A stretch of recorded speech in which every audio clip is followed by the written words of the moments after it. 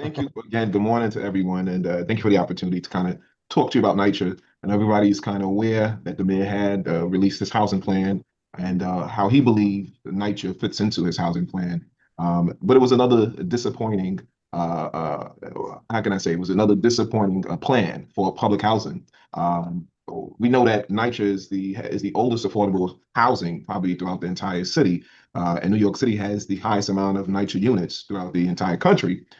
Second, I think Puerto Rico has about 15,000 in public housing units. So the value of public housing is only as important as the investment that it gets from its elected officials, its government officials. And we have seen successive disinvestment in public housing. On the federal level, we can forget about it with that guy in office.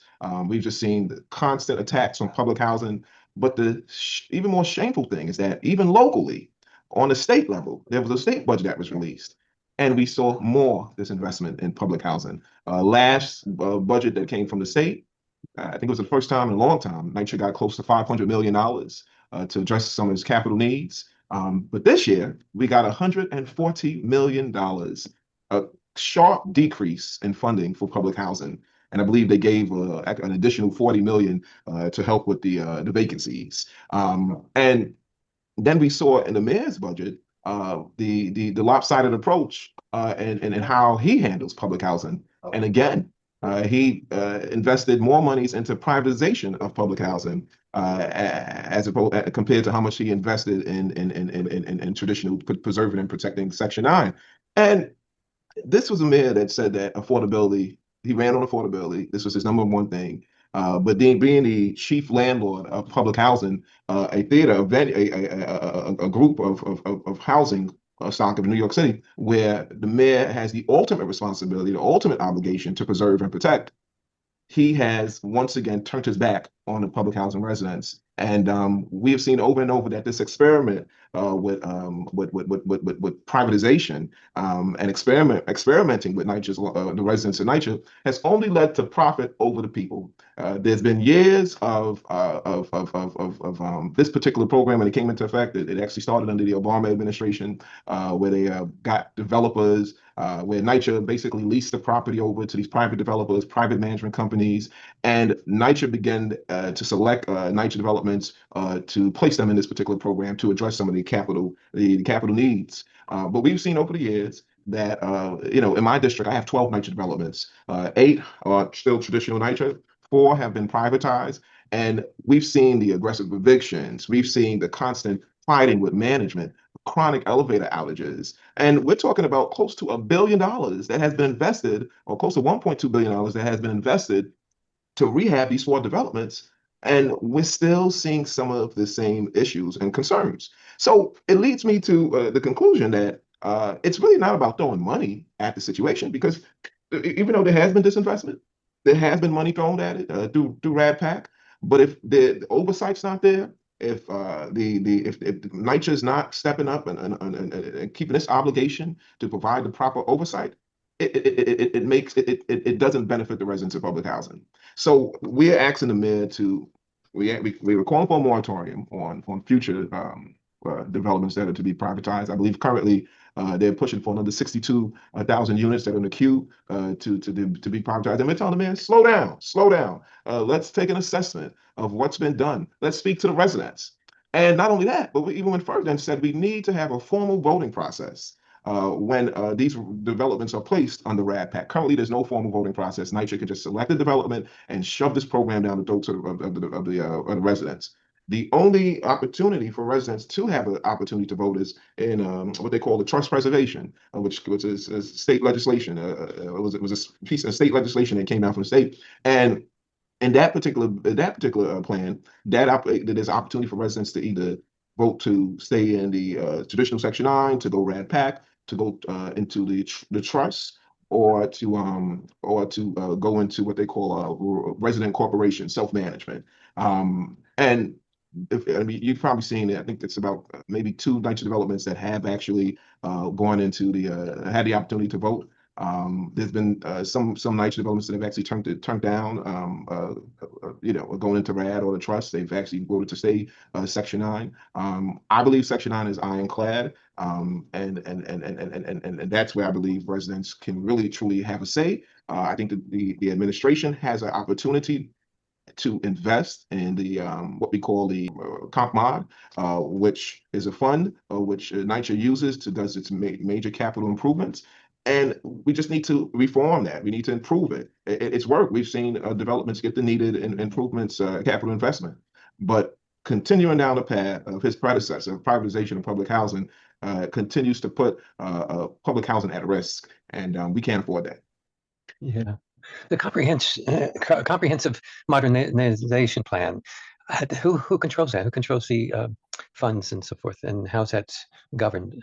Well, NYCHA controls that particular fund, and the city can invest in that fund, can put capital monies into that fund to support Okay. capital support. And the federal government, obviously, we know NYCHA is federally regulated ultimately, so the feds can also put capital monies into that fund to improve public housing as well. This is a plan in the making for a long time. So how do we leave them with a modernization plan, or how do we, or maybe a better question, how do we wrangle control away from NYCHA?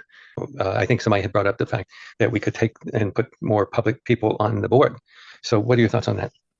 Well, I think with it's going to take new leadership first, and we've been calling for a new set of eyes at the helm of NYCHA. Lisa Bogle is the current CEO.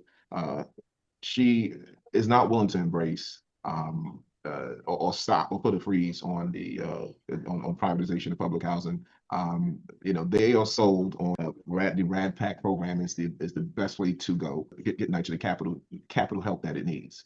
And I just fundamentally disagree.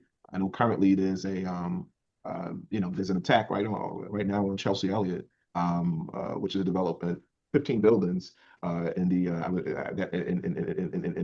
believe that's like Midtown, the Lower Manhattan. That's like in the Meatpacking District, I guess you call that, where they are attempting to demolish those 15 NYCHA buildings. And I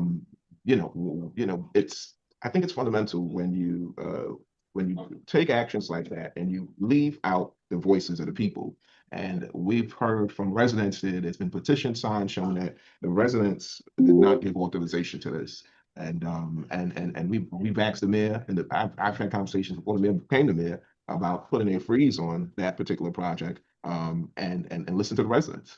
But as soon as they came into office, I think his housing chief came in and basically said that they were going full steam ahead with the demolition. But the residents have been organizing. There's been a host of organizations, say Section 9, a host of other advocates who've been in court, and they've been having some successive victories. Okay, we have a few questions. Caitlin, go ahead. Councilmember Banks, thank you for all you do. I feel like you're the voice of reason, and yet, as you said, the state has abandoned, now the city has abandoned, and so I'm curious about how we can, support.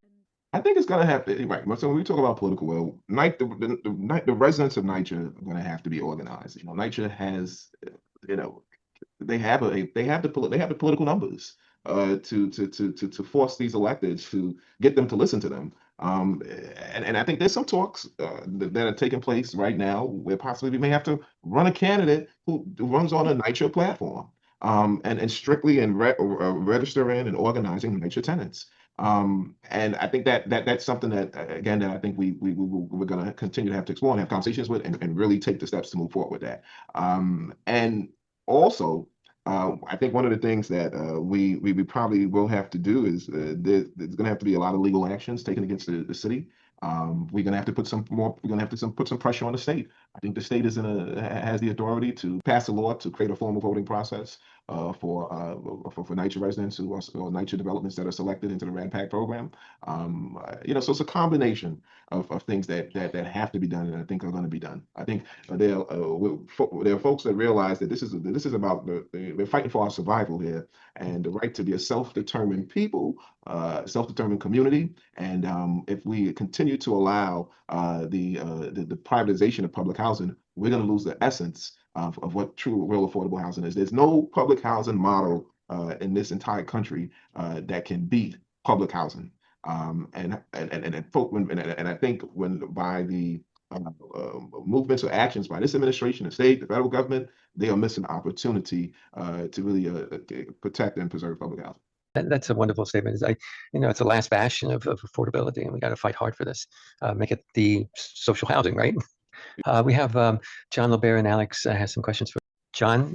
Thank you, Councilmember Banks. I'm the attorney representing the tenants in the lawsuit to which we got a TRO blocking the project from moving forward. I just have a question. Why does the RAD conversion program require the city to put in money? It's supposed to do the contrary, if anything. And that's interesting because, right, the capital money obviously comes from the city budget. It goes into HPD, and then HPD releases the money through what they call, I believe it's a request of expression. I forget Yes. but there's another term that they use when it's competing for a RAD PACT development or becoming a partner with the RAD PACT development. So that's a good question. I guess from my understanding of RAD PACT, the financing was supposed to be private dollars. They were supposed to find financing from private banks to fund these improvements. But it seems like it's still government money is going to these private entities than to be used to do the conversions. I'd love to know more about that, because the model, what it's supposed to do is by privatizing, allow access to Section 8 funding rather than Section 9, which is said to be greater and more reliable, and therefore allows private financing to come in backed by this stream of money. So why the city would be spending large amounts of money on RAD PACT, I just don't understand. But anyway. Well, it's twofold. The project-based Section 8 is supposed to take care of the day-to-day operations. And then the financing that they're getting from HPD it provides for taking care of the actual rehab of the apartments. About what's going on behind the scenes, Chris, about it looks like a PR campaign on these housing models. It looks like another way of funding money into the developers' hands. I wanted to get your take on that too. It definitely looks like payback. They're having developers take over some of these properties who are slumlords. If you look at their portfolio, they're known as a slumlord. We have a couple of these properties that have been taken over by slumlords, and it's just it's not clear as to why that they're giving these developments to those particular developers. I say it's not clear, but then on the other side, it's clear why. And we saw that under the previous administration, and then it has continued under this administration. The same cesspool of developers are now seeing the opportunity to put their hands and grab and profit off of NYCHA residents, and that's something that we're saying it has to stop. We need more greater transparency in those developments, so those units that have been converted over. I think close to 27,000 units have been converted over, and that's why we're asking for a moratorium, a stop, as to and take a deep dive into are the taxpayers really getting a bang for their buck, or are we just lining the pockets of these developers? Councilmember Banks, this Saturday, all day, our friends at Take Root Justice are having a summit about protecting public housing in Lower Chelsea. That's Saturday from 8 to 5. And I was just curious if you were part of it or aware of it.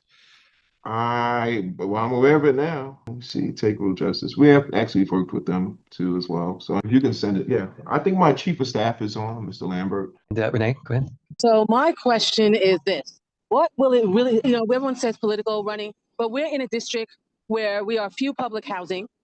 Running a candidate will have to be more than just public housing, because that's been done. And more or less, how should I say, the powers that be came to fruition and made sure there were other candidates that also ran. So for us, being the, how should I say, the small amount of public housing, we have to take a different tack. Do you have suggestions for that? Because we have our neighbors, but not all our neighbors are going to say, yes, we should save public housing because we need to save ourselves. So you have any advice on that one?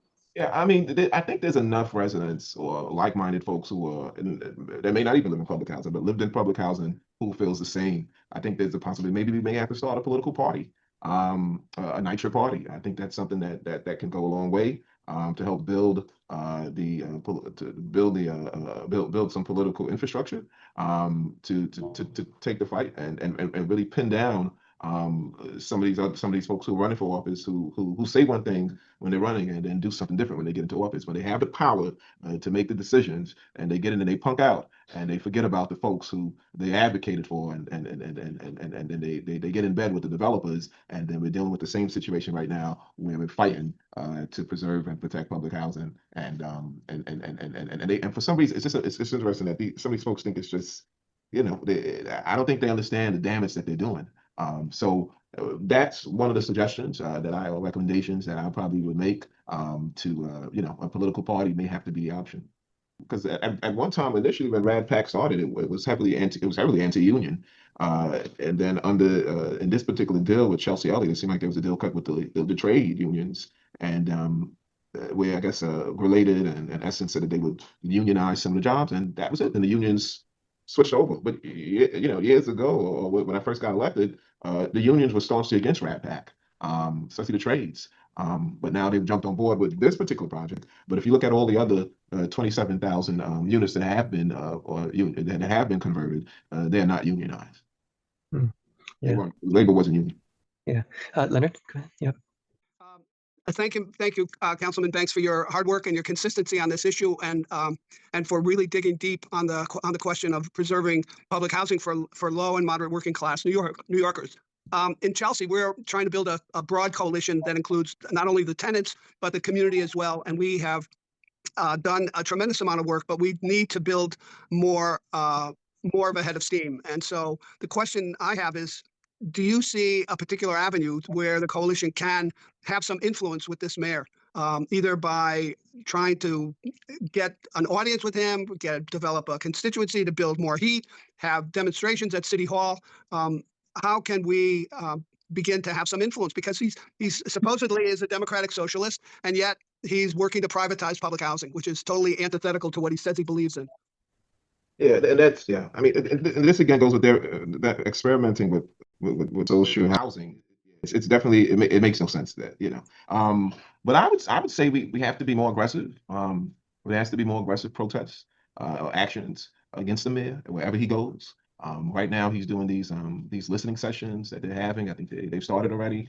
I guess this was his makeup from initially leaving out public housing residents when he started these town hall meetings. And I'm encouraging residents to go and to protest outside the meeting and to go into the meeting and to protest via asking the mayor questions publicly.